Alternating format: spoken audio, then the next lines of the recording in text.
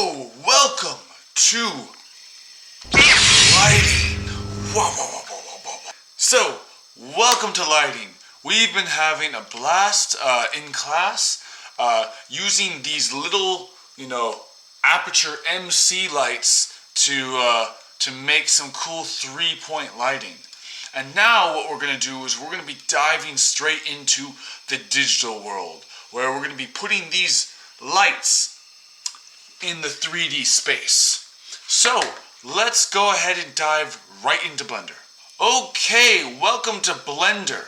This is our scene with our pawn. We have a pawn here, we have a backdrop, and then we have a camera. This camera's for taking our photos after we're done lighting the pawn. So far, if you take a look around the scene, in the outliner on the top right, we have a folder for the objects, a folder for some basic lighting, some happy lighting, sad lighting, angry lighting, and then a choose a movie lighting. So, as you can see, we're going to be lighting this pawn 5 different ways. Starting out with a basic 3-point lighting, you're then going to move to doing mood lighting. So that's your happy lighting, your sad lighting, and your angry lighting. And then, as a bonus round, choose a movie lighting. Note that you can actually choose a movie for reference for happy, sad, or angry. In fact, I encourage it. Look at reference for different movies from what is happy, what is sad, and what is angry.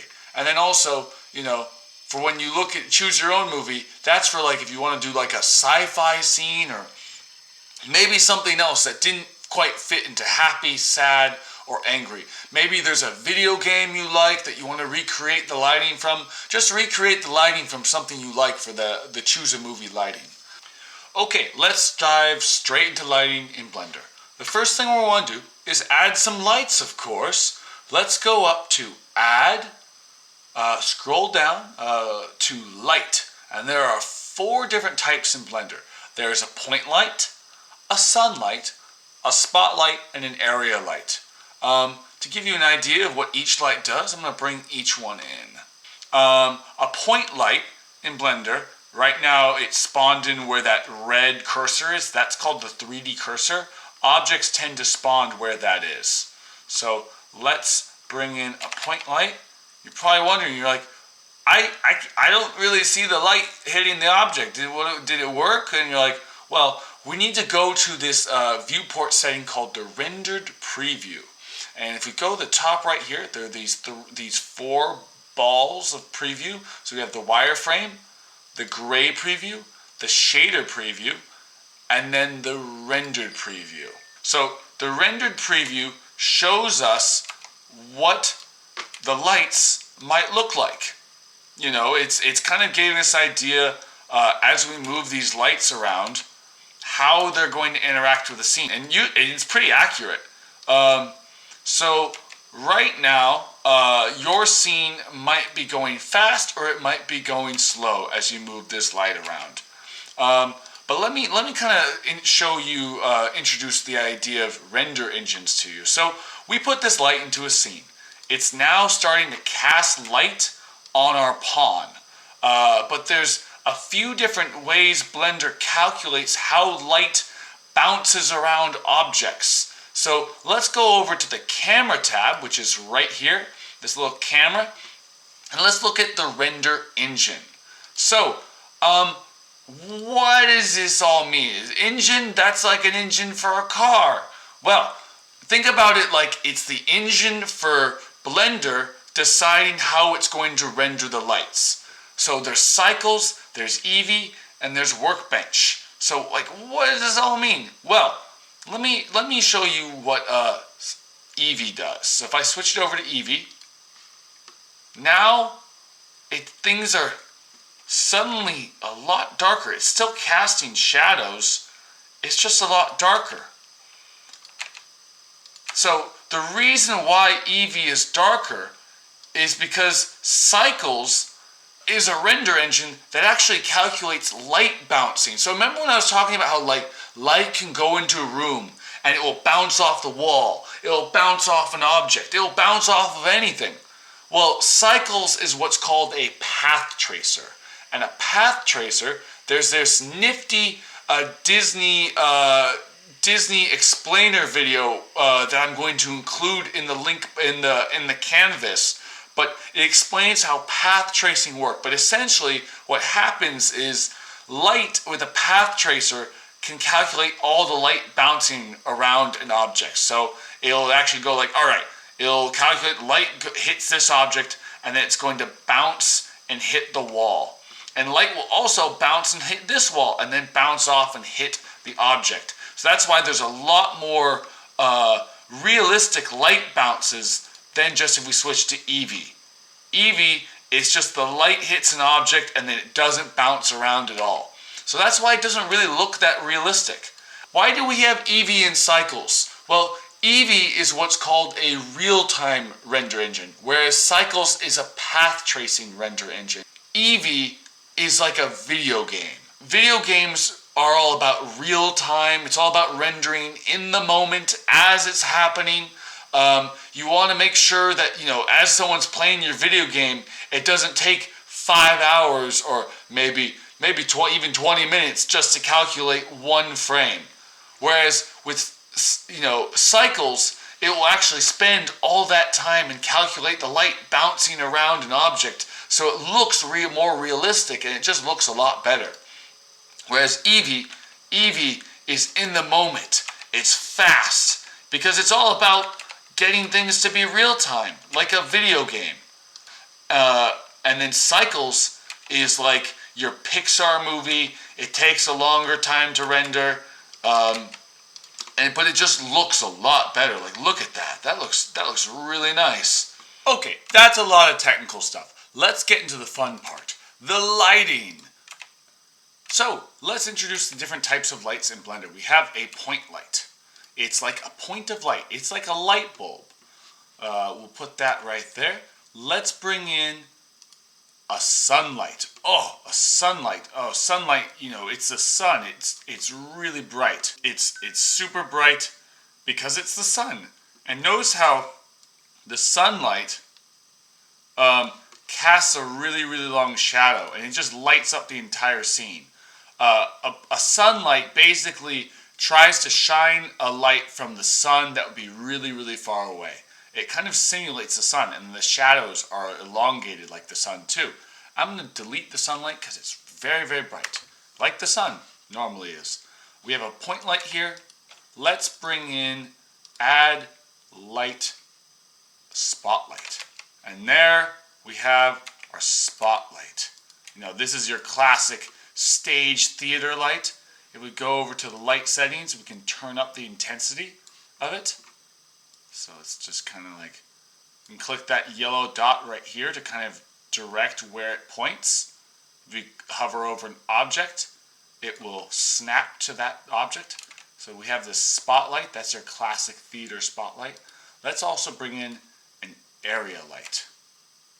An area light is like a box of light. Imagine that box is actually lighting up a surface. The bigger an area light is, like, it starts lighting up the ground. You can actually see the intersection of the box and the ground. It lights up on that huge box. Okay, now that we've established render engines, the different light types in Blender, let's go ahead and dive into actually doing 3-point lighting, finally, right? So let's go ahead and start by adding in our key light. We're going to go into the basic lighting folder, and we're going to click on that in the outliner, and we're going to go to add light spotlight. Okay, so now we added in our first light. It's a spotlight, a classic theater light. I'm going to kind of position this into place. We can also hop into the rendered preview, which is at viewport shading, and we can start to see the light and its effect. So let's start kind of positioning this into place. I'm going to keep this kind of tall. I'm just using RZ. You can also use this little click on this dot and it'll rotate this. Right now this light is a little dim. Let's increase the brightness of this light to around, say, 60. Let's see what 60 looks like. That looks nice. Hitting period to focus on an object. Let's look at it from the rendered view. Oh, let's get the shadow to be a little bit more to the side. I'm gonna get this, that. Go from the top view. Ooh, isn't that cool?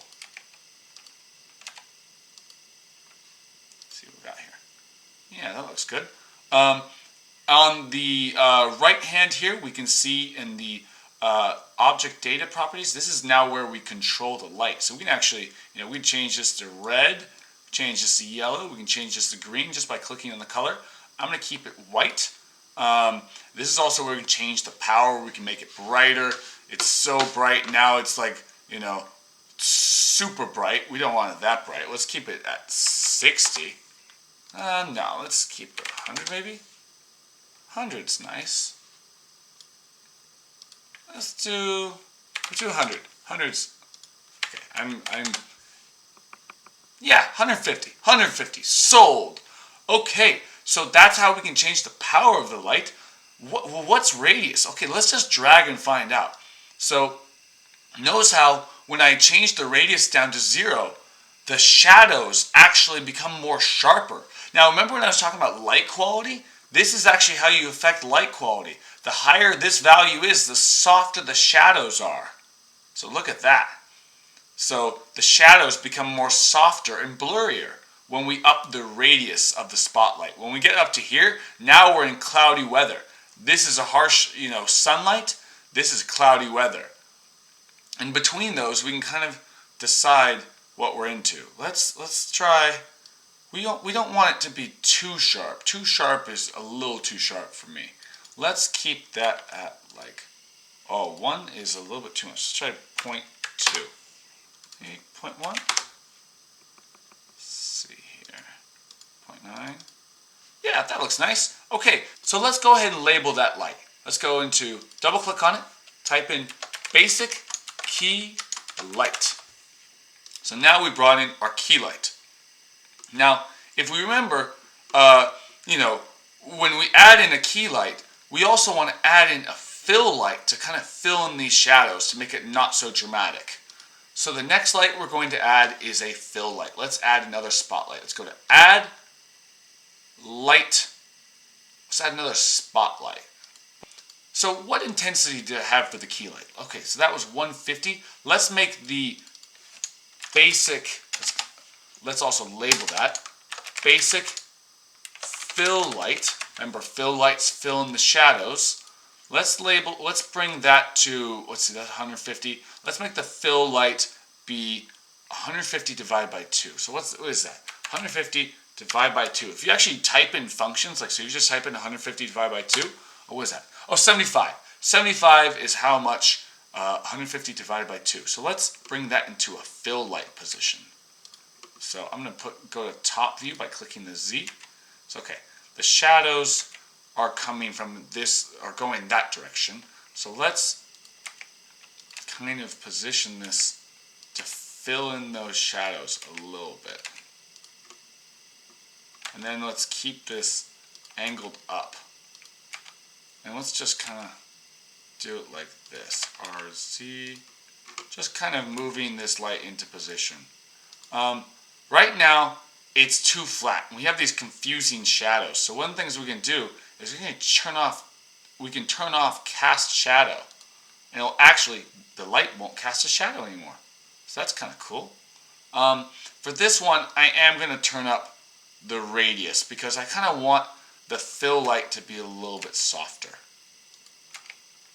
I'm actually going to angle this up a little bit. Right now, that's actually looking a little too bright for my taste. I'm going to turn this down. Let's see, always turn off to 0, and then kind of gradually bring it up.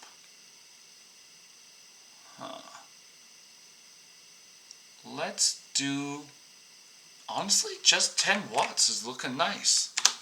Because look at that. If we hide it by clicking this eyeball up here, we can see what it looks like before and after. Look at those shadows. We're kind of filling them in a little bit. Maybe a little more. No, let's keep it. Let's keep it at 8. That's nice. Yeah, that's nice. So a little bit of fill light. A little bit goes a long way.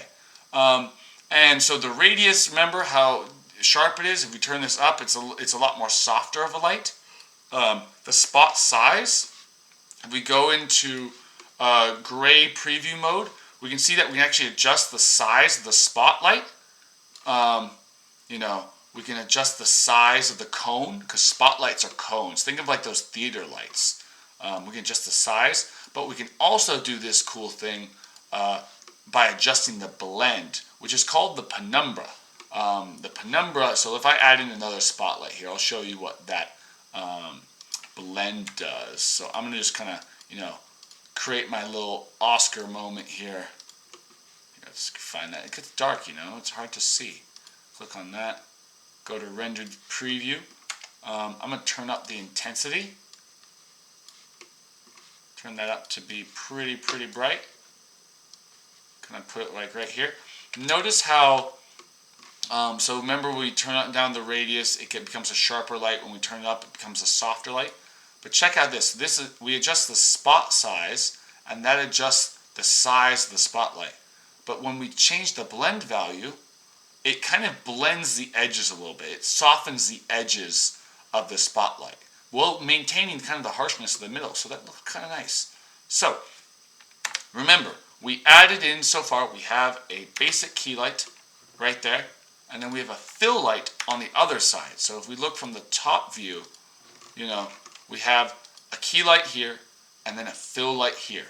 And remember, we turned off the cast shadow box. That's so the fill light wouldn't cast a shadow. So one of the crazy things about in 3D is you can actually make lights not cast shadows that couldn't exist in real life, but you can do that in 3D, so it's pretty fun. Okay, so now let's add a rim light. Yeah, let's add a backlight. Rim lights are fun. So I'm going to make sure I click on this folder. I hit add light, and then we're going to do a spotlight. Yeah, we're going to make these all spotlights. And with this one, the key light was 150. So let's, you know, double click on this. We'll call this basic rim light. Let's make this 200. So now it's really bright. And we actually see when we turned it up to 200, it bounced off and hit this wall, because remember, we're in cycles. So remember, a rim light needs to go behind the subject. So let's go behind the subject and get us a nice rim. So let's see here.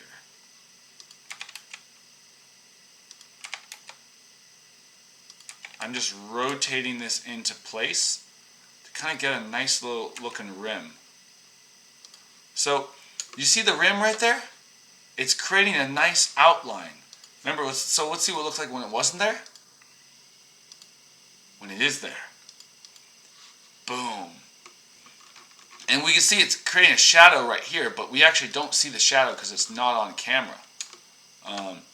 Let's click the camera real fast. I'm going to go into the camera control settings, and under viewport display, I'm going to turn up this thing called passer part out. It just kind of blacks out the areas where we don't see them. And now we have a basic 3-point lighting setup. And I think it's looking pretty good. So we have a nice rim light here. We have a light kind of aiming towards the back of the pond. We have a key light hitting the front face of the pond. And then we have a fill light hitting the side of the pond. So let's look at what we're looking at here. Once we're done, we can now render out our shot. So let's go into, so right now we have our render setup right here. You'll find that 4,000 samples, so under viewport, render max samples, this is at 4,000. That's a lot. That might take you 20 or 30 minutes to render. Let's set that down to 200. We don't need that much. And then once we're done, we just go up to render, and we say render image. And then away we go. So once you're done rendering, hit image, save as, and then you can save your image as a PNG and then turn it on canvas. Thank you. For the rest of the assignment, You're going to be making happy lighting, sad lighting, angry lighting, and then choose a movie or piece of media lighting. You're going to be using various techniques using a fill, key, and rim lights to create different emotions. So go forth and try some stuff out to try to experiment around with what looks happy, what looks sad, what looks angry, and what looks like a movie of your choice. So I highly suggest looking for reference. Look for existing examples of this type of lighting as you're diving in. Thank you so much. I'll see you soon.